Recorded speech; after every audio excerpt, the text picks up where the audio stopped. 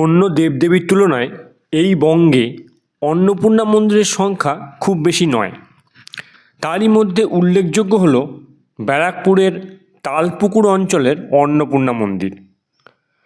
ব্যারাকপুর টিটাগড় অঞ্চলের প্রাচীন নাম ছিল চানক, তাই এই মন্দির চানক মন্দির নামেও পরিচিত। এই মন্দির দেখতে অবিকল দক্ষিণেশ্বরের ভবতারিণী মন্দিরের মতো। মন্দির স্থাপত্যের সাদৃশ্য থাকার একটি বড় কারণ হলো এই দুই মন্দিরের স্রষ্টা একই পরিবার।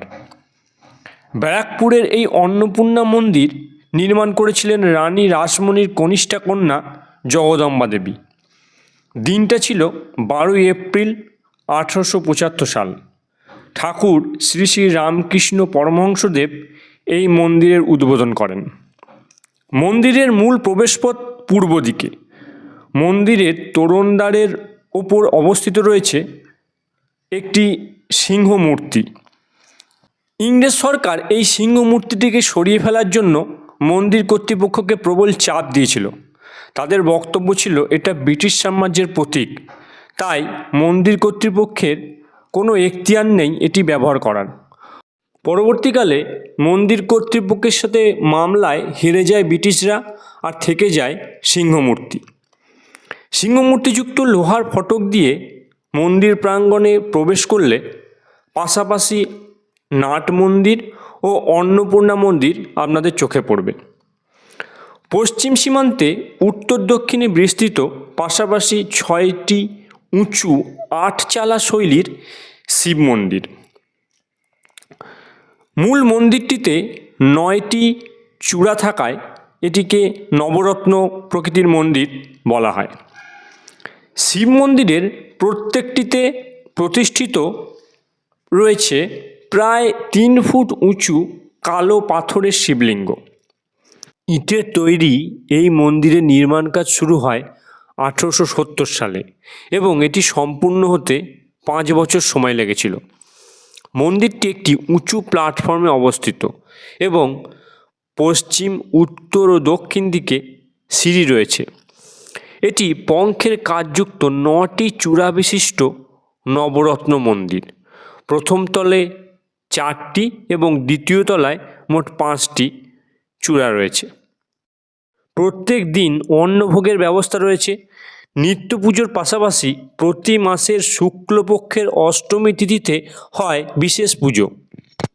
মন্দিরের গর্ভগৃহে শ্বেত পাথরের বেদির উপর রূপোর তৈরি সিংহাসনে অধিষ্ঠিত অষ্টধাতুর তৈরি দেবী অন্নপূর্ণার বিগ্রহ। অলঙ্কার ভূষিতা ও অন্নদানে রতা মাতৃমূর্তির ডান হাতে অন্নদান করার হাতা এবং বাম হাতে অন্নপাত্র। মাতৃমূর্তি দক্ষিণমুখী। দেবীর ডান পাশে দণ্ডায়মান রূপোর তৈরি মহাদেব, হাতে ত্রিশূল ও ভিক্ষার পাত্র।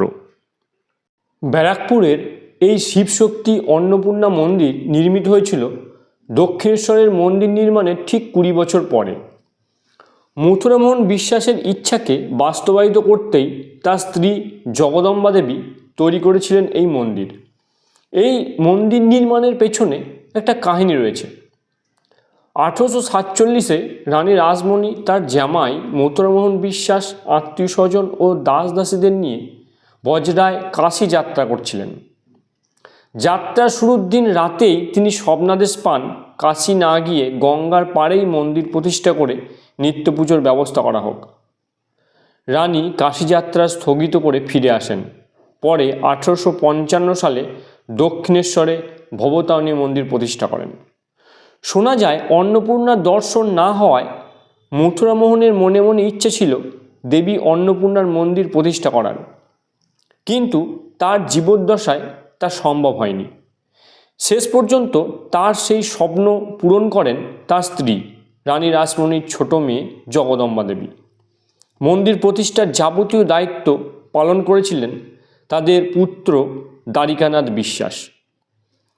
প্রসঙ্গত উল্লেখ্য, এই মন্দিরটি তৈরি করতে প্রায় 3 লক্ষ টাকা খরচ হয়েছিল।